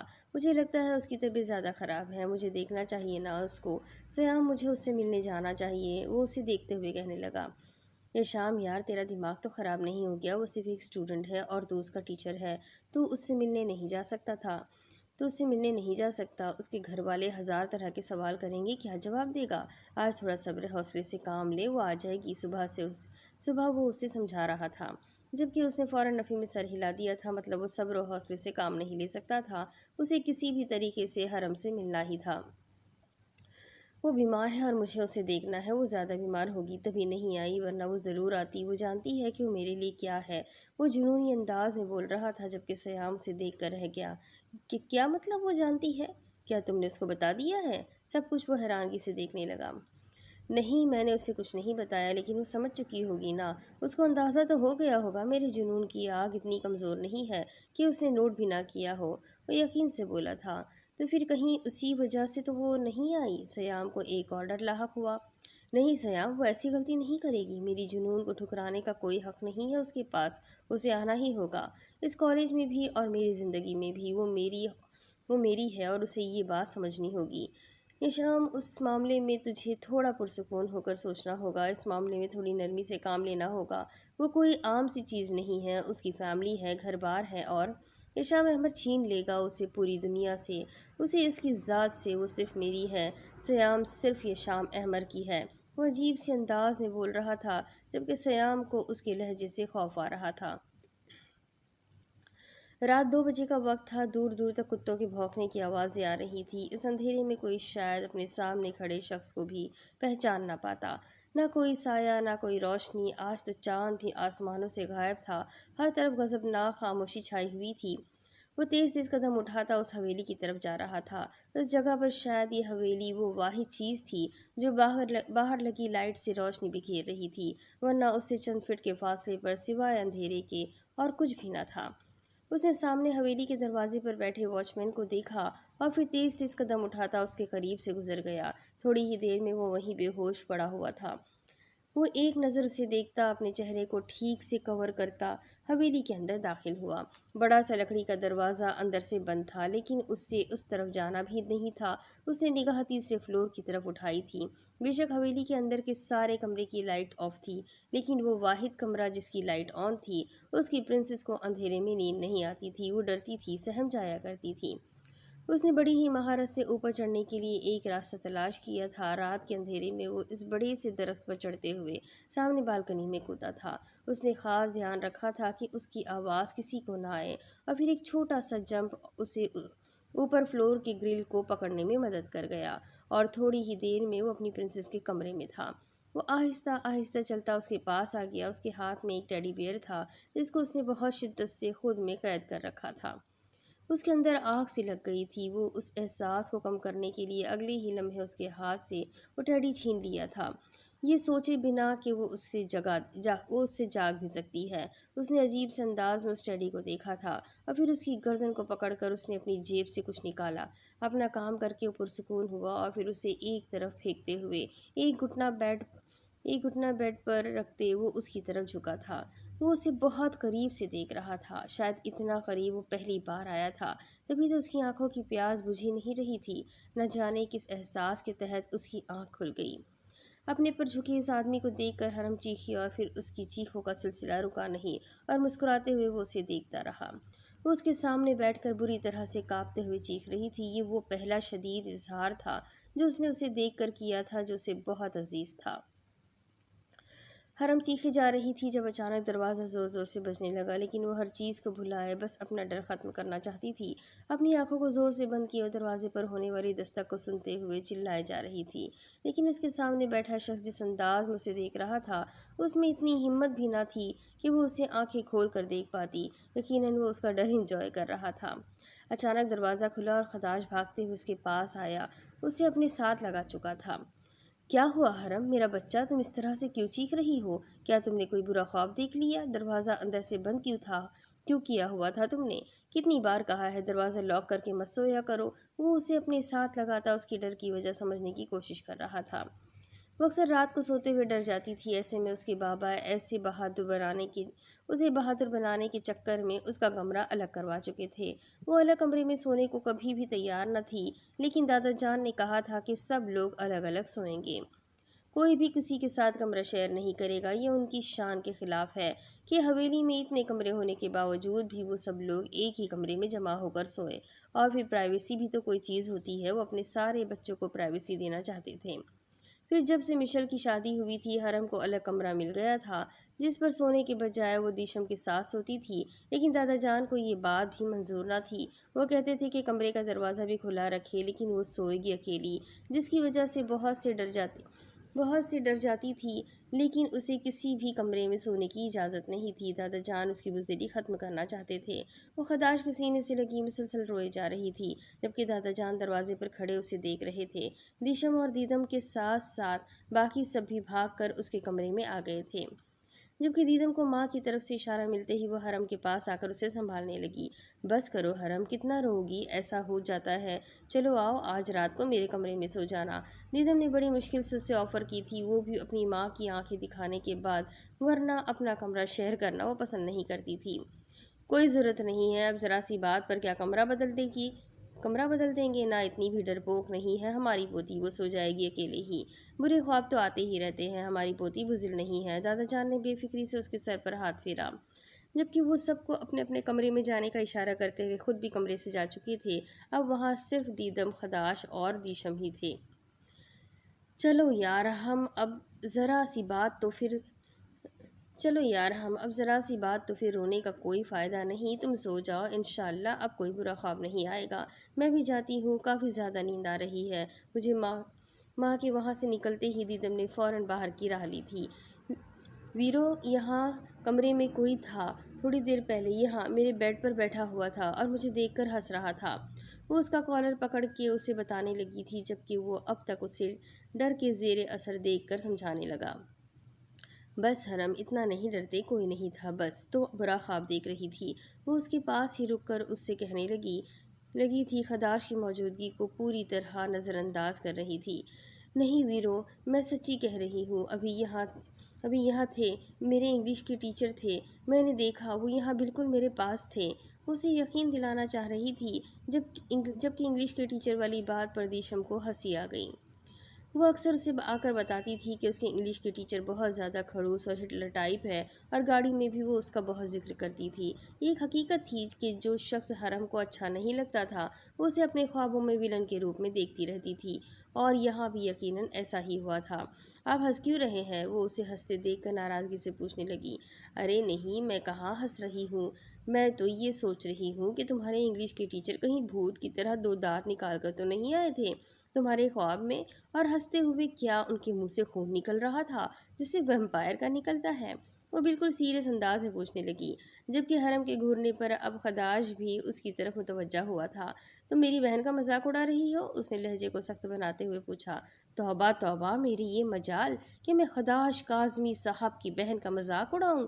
کبھی بھی نہیں۔ میں تجھ سے پوچھ رہی ہوں کہ وہ جو بھوت اس کے خواب میں نظر آیا تھا وہ کیسا دکھتا تھا؟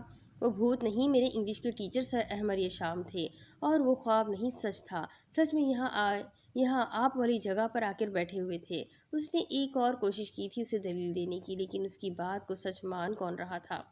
ویرو، میں سچ کہہ رہی ہوں، آپ کو مجھ پر یقین ہے نا؟ اس نے اسے یوں ہی ہنستے دیکھ کر اس نے خداش سے پوچھا تھا۔ میری جان، تم کبھی جھوٹ نہیں بول سکتی، مجھے تم پر پورا یقین ہے۔ اب سونے کی کوشش کرو، صبح تمہیں کالج جانا ہے۔ وہ اسے پیار سے سمجھاتے ہوئے بولا۔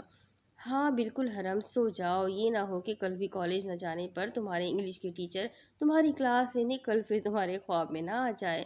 اس نے ہنستے ہوئے باہر کی راہ لی اور اس کے باہر جانے تک وہ اسے گھورتی رہی۔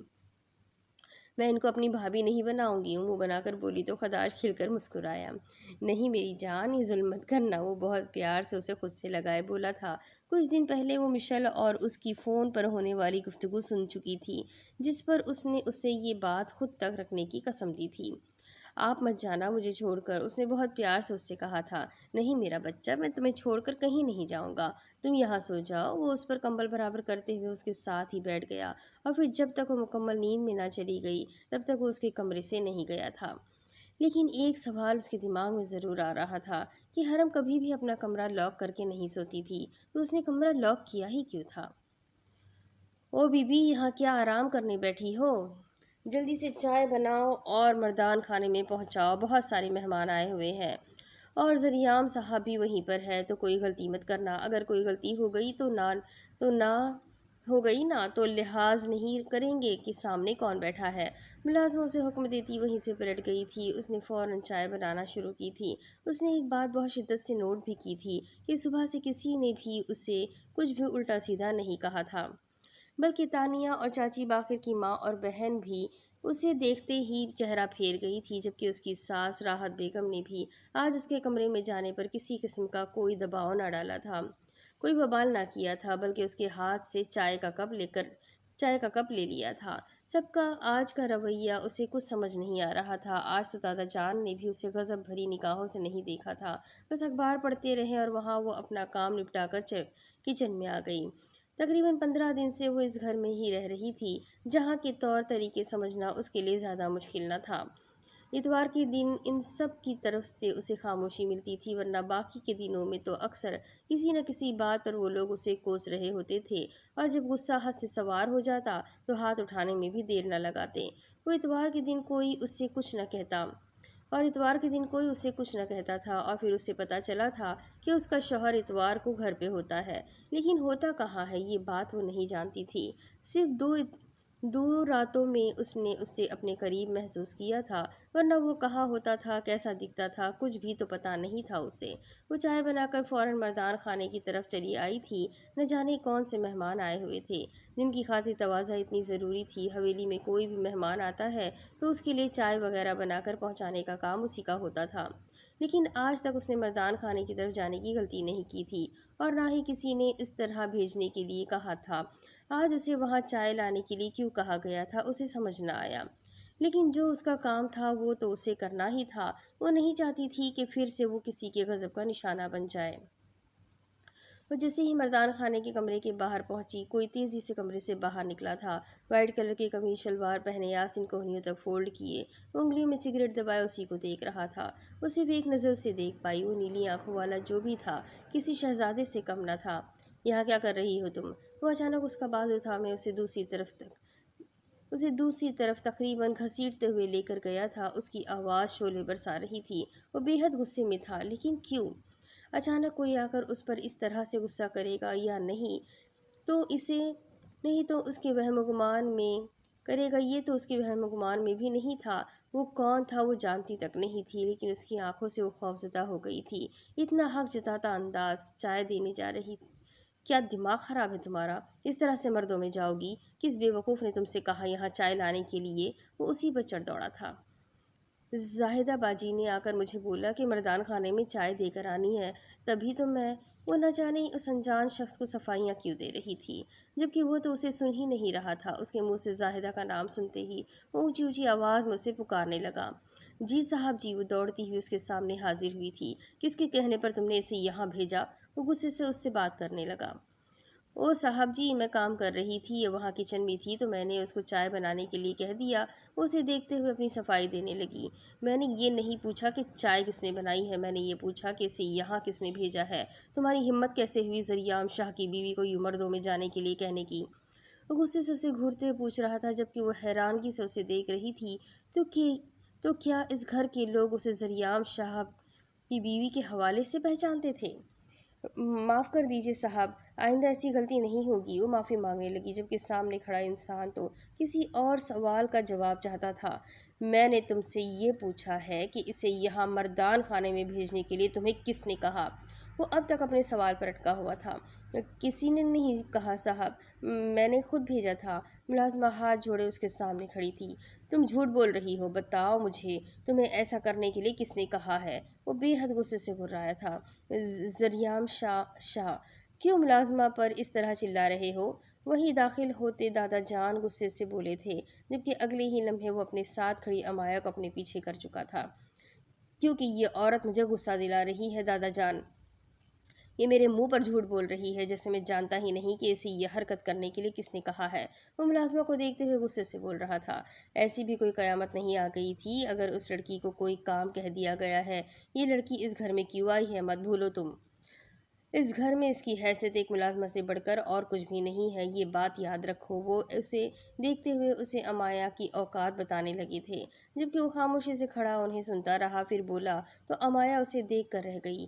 یہ لڑکی ونی ہے، میں جانتا ہوں، لیکن اس وقت یہ میرے نکاح میں ہے اور میرے گھر کی غیرت گوارا نہیں کرتی کہ میری بیوی کسی غیر مرد کے سامنے جائے، اور آئندہ مجھے یہ بات کسی کو یاد دلانے کی ضرورت نہ پڑے۔ وہ غصے سے ملازمہ کو گھورتا اچانک امایا کا ہاتھ تھام کر اسے اپنے ساتھ لے گیا تھا۔ چلو حرم، تم تیار ہو؟ دوسری طرف اس نے کمرے میں قدم رکھا تو بیڈ پر بیٹھی حرم کو روتے ہوئے پایا۔ اس کے ہاتھ میں اس کا ٹیڈی تھا جس کی گردن الگ تھی۔ وہ پریشانی سے اس کے پاس آئی تھی۔ میں نے بتایا تھا نا آپ کو کہ وہ سچی میں یہاں آئے تھے، میں بول رہی ہوں، انہوں نے میرے ٹیڈی کی گردن توڑ دی۔ دیکھے میرے ٹیڈی کی گردن ٹوٹ گئی ہے۔ یہ احمد سر نے کیا ہے، سچی، میرا یقین کرے۔ وہ اسے دیکھتے ہوئے کہنے لگی، ارے کیا ہو گیا ہے تمہیں میرا بچہ، ایسے نہیں کہتے، یہ اس نے نہیں توڑا، بلکہ یہ کہیں اٹکنے کی وجہ سے یہاں سے پھٹ گیا ہے، دیکھو یہ پھنسا ہوا ہے۔ اس کی گردن دکھاتے ہوئے وہ اسے بتا رہی تھی، جو یقیناً کسی جگہ پر پھنس کر پھٹی تھی۔ لیکن حرم اس کی بات کو کیسے مانتی، کیونکہ وہ تو اپنی آنکھوں سے احمد کو دیکھ چکی تھی اور اسے یقین تھا کہ یہ کام احمد نے ہی کیا ہے۔ لیکن ایسا کیسے ہو سکتا ہے، وہ اس کے گھر کیسے آ سکتا تھا؟ اب اسے بھی یہی لگ رہا تھا کہ وہ کوئی خواب دیکھ رہی ہے، ورنہ وہ اس کے سامنے بیٹھ کر مسکراتا رہتا۔ یہ سچ بھی تو تھا کہ جس انسان کو پسند نہیں کرتی تھی وہ خواب میں نظر آتا تھا۔ تو کیا وہ احمد کو ولن سمجھتی تھی؟ پچھلے کچھ دنوں سے جس طرح وہ اسے دیکھتا تھا، اسے گھورتا تھا، وہ آج کل اسے بھی ولن ہی سمجھنے لگی تھی۔ اسے شخص سے عجیب سا خوف آتا تھا، کہیں نہ کہیں اس کا دل اس بات کو مانتا تھا کہ یہ شخص اس کے لیے اچھا نہیں۔ اچھا اب رونا بند کرو، جا کر اپنے ویرو کو اپنے ٹیڈی صاحب دکھاؤ، اور انشاءاللہ وہ تمہارے لیے کوئی نئے ٹیڈی کا انتظام کر دیں گے۔ اور اٹھو چلو کالج، آج بھی تم نہیں گئی تو میری بہت اہم کلاس مس ہوگی۔ آج میرا کوئی ارادہ نہیں ہے تمہارے بہانے بازیاں سننے کا، جلدی سے باہر آؤ۔ وہ اسے سمجھا کر اٹھ کر باہر چلی گئی تھی، جبکہ حرم کو اب تک رونا آ رہا تھا اپنے ٹیڈی کو دیکھ کر۔ اب اس کے آگے کی کہانی میں آپ کو اگلے قسط میں سناتی ہوں کہ آگے اس کہانی میں اور کیا ہوگا۔ یہ جاننے کے لیے میرے ساتھ بنے رہیں۔ یہ پارٹ تھوڑا زیادہ لمبا ہو چکا ہے، لیکن کوئی بات نہیں، مجھے یقین ہے کہ آپ لوگ ضرور انجوائے کریں گے۔ تو سنتے رہے، ویڈیو کو ضرور لائک کریں اور چینل کو سبسکرائب کریں، بیل آئیکن کو ضرور دبا دیں، اپنے کانٹیکٹس میں ویڈیو کو ضرور شیئر کریں۔ ملتے ہیں اگلی ویڈیو میں، تب تک کے لیے اپنا خوب سارا خیال رکھیں، مجھے بھی دعا میں یاد رکھیں۔ اللہ حافظ۔